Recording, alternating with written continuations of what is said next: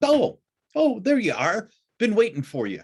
In the last video, number 217 in this series, I teased you with all of the secrets we have to how to win. In that video last time, I talked to you about not necessarily winning unless it's a competitive event, but looking at successful performances.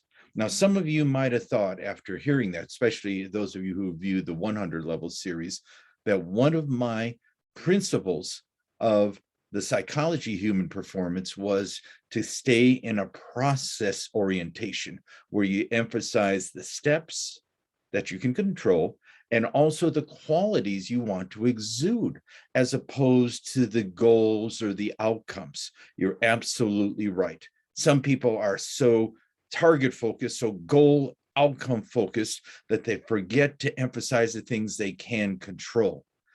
Given that, what we're going to be covering later on in today's session and in the next one or maybe two videos are a lot of the strategies, tactics, techniques of how to maximize yourself so that you have the best chance of a successful conclusion, whether it is success or winning in some ways.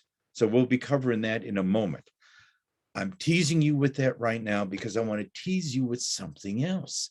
And that is one thing that the psychology of human performance has not done well enough, as well as the new offshoot of the branch of psychology called positive psychology has not done nearly enough good work on, is the notion of our bodies and the messages our bodies tell us. You don't have to be an old geezer like me that wakes up every morning and says, what is my body going to be like today for my workouts or for my activities? That our bodies are constantly giving us messages. As I talked about in the last video, that every performance session, whether it's a rehearsal or a high-level performance, is a combination of factors: your mind, your emotions, your tactics, your techniques, your spiritual elements, all coming to blend in with the current situation that you're in. One of those is we don't pay enough attention to is our body. Our bodies are constantly giving us messages of what we can do and how we can do it. Some years ago, I developed this little self-assessment on the winner's body. As I go through some of these, I want you right now to ponder, maybe even write down some notes of those feelings and sensations in your body when you were performing really well. And what was your body doing, both in terms of body positions as well as body movements? So think about that for a second as I go through some of these that I found out about the winner's body. People who really succeed always seem to have their head up, making great eye contact, and also are standing tall. They occupy a big space. They are broad. Especially a lot of movements, they work with their hips. They emphasize their hips, knowing that a lot of these movements start from their hips. Some people shrug. Some people do the swimmer's shake, like swimmers do in the blocks before they dive off into a race. Some people roll their head to keep them loose, to keep them flexible, to keep them aligned. Some people yawn. Remember the concept of yawning, what a lion or a tiger does just before they pounce? They yawn. Do you ever yawn just before a big one, performance? Do you shrug things off? Some people have slack jaws and cheeks that you can actually feel vibrations. Singers do this a lot, is that in order to feel the vocal cords and coming out into the bellows of their mouth, they have to keep all of this really loose. Is their body soft? Is it aligned? Does it feel light or supple? Does it feel loose? Some people have told me that their bodies feel oily, that it is somehow lubricated, ready to go. I love what figure skaters and some gymnasts use when they talk about a word, and it's a wonderful word called amplitude. That is filling up and extending every element of their performance, of their body. Can your body have great amplitude, which also includes landing, finishing it up, staying in balance? Other people talk about their body floating through their performances. Some other people use the opposite. Do they feel really stable, solid, and secure? Some people that have movements feel that their body has really coiled, and like an arrow released from a bow, that coiling is released, not in a forceful way, but in a natural spring-like way. Does their body feel explosive? Olympic weightlifters and power lifters say that they really want to feel their body with the single lift being explosive from all the way down to the tips of their toes, all the way through the movements of their body. A lot of people want to feel their body feel responsive or quick. Other people want to feel really precise in their movements. Other people have this with our warriors from Afghanistan and Iraq call that 1,000-yard gaze, that they're so immersed in it that their eyes are going so far into the future. Think about those things. If any of those connected with your body, pay attention to how your body felt after a great rehearsal or practice, after a great performance, and come up with these words that stimulate the right kind of images for you. Traditional psychologists and cognitive psychologists hate me because I have, for all my years, have been saying something that I am an applied psychologist. I want to see that the stuff we come up with can be translated in such a way and applied in such a way that people of all walks of life can apply this and make sense out of these things. Is that I work with elite athletes and performers, but I always wanted to make sure that everybody can apply these things and make sense of these things. Cognitive psychologists and formal theoretical psychologists don't like, for some reason, the applications, but this stuff is the proof of the pudding. And one of these things is being aware of your body. Your body's always communicating with you. So listen to your body, honor your body, and make accommodations to what your body's saying. Okay, enough teasing.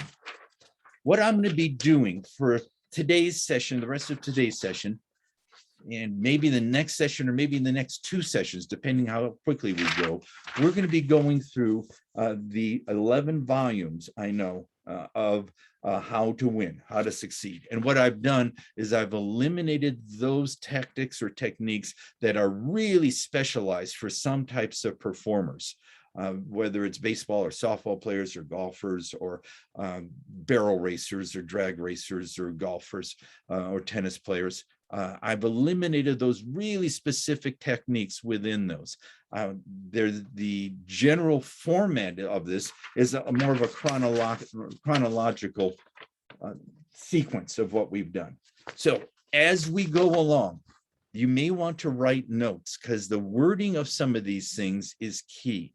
I'll do some explaining with some of these, and the wording is key. If you're feeling overwhelmed, what we're going to do is when I feel that you're going to be overwhelmed, I'm going to cut this session short and we'll go on to another session or maybe 2 more sessions, depending on how well we pace this.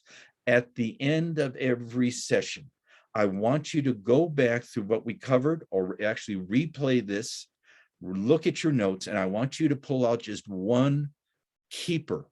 One of these things that makes the most sense to you, that you want to implement, something you've done in the past and forgotten that you don't do anymore. So ready to take notes, okay? So we'll start going through some of these, starting from the 2008 first volume of this, of how to win, how to succeed, how to indeed perform at your best. People who succeed are good students of success. They become great observers of others. They closely observe how others win, as well as reflect on how they could have won. They are good students of other people. You don't have to go through all of these steps. You can use other people's learning. So observe how other people similar to your performance area has closed out a performance, who has won a performance, who has elevated their performance to succeed at the end. So use other people's experiences. Here's another one. Deeply believe that you belong there, that you deserve it, that you can endure and you can prevail. Some people, no matter how much of a positive mental attitude they have, deep down in themselves, they have some doubt saying, I don't really belong here, or I shouldn't be at this elevated level. Believe it. Make that key decision that you deserve to be there. Here's this, what we were talking about earlier. By emphasizing specific processes and qualities, the outcomes and the quantities will usually take care of themselves. So that just immerse yourself in the performance. Remember, we talked about our metaphor of the surfer surfing in the critical section of the wave. The flow and the direction and the energy of the wave of the performance is there. All they want to do is be in that critical section so they can make the maneuvers. And these maneuvers are emphasizing their processes, what's going on with the situation, and the qualities they want to exude. That's their movements in this critical section of the wave. Emphasize the processes. Always, always, always play your game and play to your own strengths. This is particularly challenging in a group or an ensemble or a team situation where everybody seems to be emphasizing different things. Understand what your strengths are and to play to your strengths. I'm a great believer that after every performance, after every rehearsal or practice, can you leave it saying, I did the best job I could? If you're not honest with yourself with that, you're not going to be honest with yourself with other things, even though the results might have been mediocre or haphazard or disintegrating. Did you do the best job you can? And by playing to your strengths, playing your own unique game, using that formula you're developing for success, can you leave that and saying, I've done the best I can? Continually put yourself in a position to win. I believe that there are pretenders and there are also contenders. The pretenders soon exit the scene or are eliminated or eliminate themselves. After that, can you contend? Can you be in the finals, if you will? And then opens up a whole other category of how to close out the performance. But can you learn how to transform yourself from a pretender to a contender? A lot of times, all you may want to do is to put yourself in that position to win, to contend. That's good enough in most cases. Here's one. Unrelenting consistency will frequently see you through. Be boringly consistent and consistent at a high level. Unrelenting consistency will see you through. Along with that, sometimes you down the stretch in the performance, you don't have to do anything or do anything differently. Keep on doing what brought you to that threshold of success. The unrelenting consistency is one of those things. You don't specifically have to do anything. If everything's going well and unfolding well and you're in control and yet calm and doing everything in an integrated way, keep on doing it. And that'll see you through. Here's something a little more specific. Once on top, stay on top. And then strive for more. The worst thing you can do once you're on top of things is to start becoming defensive or easing off. Stay on top and not just coasting on top, but start lengthening the lead, widening the lead. Here's something that most people have never heard of before. If you're in a performance area or a sports area that is a non-timed event, you probably won't win on the first opportunity. In non-timed events, sometimes The first opportunity will pass your way and you may not have a chance to capitalize it. Be aware for the second or third opportunities. And what you may want to do, and I have one of my players say this to me. He said that in his best times, he felt he was a boa constrictor. He was a wrestler and he was a boa constrictor. And it didn't matter if the person escaped the first time, that he found out that he continued to squeeze until he won. This stuff making sense? We're still in volume 1 here. Stick to your game plan for as long as you can and understand that a game plan, no matter how much you mentally rehearse it, is just a blueprint, nothing more. And that you'll have to make some different kinds of adjustments through it. The game plan gives you some structure and gives you a direction. That's it. It's just a blueprint. Always keep something in reserve. The best starting baseball and softball pitchers I've ever seen and I've talked with said that the first time through the batter's rotation, or the first 2 times through a batter's rotation, they're throwing their key pitches, but they're keeping something in reserve, that in the second rotation through the batters, or certainly the third one, if they're still in the game, they're going to show them some pitches they haven't shown before. Okay, always keep something in reserve. That's where you control that notion of being maximal in your performance, 100, 110% out. No, do 82, 85% of fully in your performance, but as an ease, so that you have something in reserve when you need to pull it up. Here's a good combination. Stay in the moment, immerse yourself in the moment, but also anticipate. That was the combination of those first 2 components of how to concentrate. And that is be openly aware, yet be specifically paying attention to details. Do both, and you can do both. Here's one. Everybody thought that the great basketball player Michael Jordan hit every closing field goal down the stretch. Well, some statistician said no, when he had the final shot, he only scored 26% of the time. But history remembers the great big shots he made against Utah or whomever, that he only made the winning shot 26% of the time, but he wanted the ball down the stretch. Same thing with you. You want to be in that position down the stretch.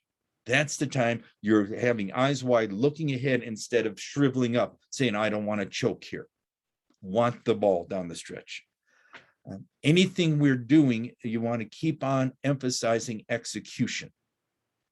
Pure, consistent, effective execution. Execution is just a great word. You're purely doing it. So be solid, be sure, be pure, whatever word it is in your performances to execute. Lastly, in this first volume, we said, do it again and again. Winning begets winning. It becomes easier and you become more efficient with it. You also start becoming aware of your formulas to succeed, to win, if you will. All right, that was volume 1. Is this making sense for you? Hopefully you're writing down some notes. Let's go down, start out to volume 2. This was in 2009 of all things. And that is this: winners find a way to win. Deep down, great contenders and great competitors inherently know deeply within themselves they're going to find a way to win. If it is not what they planned or programmed in their blueprint, they're going to find a different way to win. There's always adjustments to make. So keep playing and fitting in with your game plan as long as you can until it ceases to be appropriate, then adjust. And adjusting, knowing that you're just going to make a series of adjustments so that you will find a way to win. But deep down inside of you, you know you're going to find a way to win. We had talked about this in the 100 levels of earned confidence is a great feeling and perspective to have. Remember that confidence comes from the Latin root confidare, which means with faith.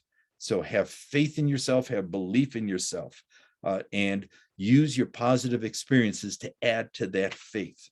I've done it before. Look how far I've come now. I believe I will keep on going on. Successful contenders hate losing more than they need to win. That sounds almost a little negative. Sometimes you have to learn how to lose, as we talked about, and learn how to hate losing, hate being in a position that you may not play your best, instead of needing to win. It's a nice fine line, but at least at the beginning, hate to lose. That means you're not doing your best. Okay. Winners constantly visualize or mentally rehearse in vivid detail all the elements, steps, and outcomes for success. They mentally program themselves. We covered that in the Level 100 series. Keep on mentally rehearsing according to your neurological orientation, whether you're visual, auditory, or kinesthetic. Mentally rehearse yourself repeatedly on that, so you're actually programming your brain and body. Winners, people who are successful, consciously and purposely give themselves permission to win. They commit themselves to whatever it will take. I had one person say, thinking of an opponent, you better bring your lunch because you're going to be out here all day. That's what it's going to take. They love the struggle. They love the uncertainty of the performance, of when the outcome's in doubt. They love that uncertainty. Can I respond to it? Can I find a way through? As such, though, if you're in a competition, honor your opponents. Wish them sincerely good luck beforehand, that they want to elevate their games, and so you hope they do. That gives you the opportunity. If you view an opponent as a hated enemy, it becomes mortal combat, and both of you are diminished. See how will they elevate their game. That may even mean in the midst of it, whether it's a tennis player, badminton player, a racquetball player, a golfer, compliment them for a good shot, for a good play. That's all. Well done, good shot. And gives you that chance to keep on elevating yourself the more they elevate it. Here's one person said this remarkably. They said, along with this, fear no one, respect everyone. Is that I respect other performers in the work they've done to go with this. I don't fear anybody. One person said this next one almost poetically. They said, and they were a mature athlete at this time. They said they're closer to the end of their active performance areas of their lives. They said, play every game like it's your last. Softball players have a phrase called, I'm leaving it on the field. Basketball players say, I'm leaving it all on the court. Hockey players say, I'm leaving it all on the ice. Is that play every game like it's your last. So don't hold back. Again, purely do what you want to do. In this volume 2, we had broken it down into section, and here's practice and warm-ups. There's nothing like the feeling of being well practiced, that you become ready and eager, that you've had good practice sessions, you've had other previous good performances, that you're on the upswing, and there's that feeling that I'm well rehearsed, and that is such a good feeling. So tap into that feeling. In your rehearsals, in your practices, practice winning, practice succeeding in all the practices. That means maybe having little competitions with teammates at the end, or with other band members or orchestra members at the end. Practice being in those situations. That if you want to learn how to perform like you practice, you had better practice the way you would like to perform. It's an old cliche. But if you can get used to learning how to succeeding well during rehearsals and practices, that will start carrying over to all sorts of performances. Go in to every performance with a level of acceptance, that you're recognizing you are as ready as you could have been. Accept and maximize what you currently possess. Don't think about the things that you're not ready, haven't refined yet, haven't grooved yet. Say, here's what I am right now. I'm going to play with my strengths right now. Here are then some specific performance tactics that volume 2 covered. Blend starting out purposely and easing into the performance. It's a good blending of not forcing things, but going into it ready to go, well ready, and then easing into it. Along with that is learn how to be in the moment, control what you can, and then let the rest go. Again, go back to our basic premise of the psychology of human performance, is that allow your best performances, your best game, to emerge from deeply within you. If you ever feel yourself forcing things, pushing too hard, you're working against yourself. Allow your skills, abilities, experiences, intuitions, your best self to emerge from deeply within you. Here's one. Endure and even embrace adversity. Believe all adverse situations, especially in a long performance, will pass. Dig deep at that time and persevere. These are the times during adversity, not to let fear hit you and creep into you, but to be what I call doggedly positive. Rolling up your sleeves, let's get down to it. There are in all sorts of competitive performances a key critical moment, a turning point where can you cross that intersection? Can you take advantage of the opportunity? Most people in competitions are not aware that there is a critical moment, a turning point of it.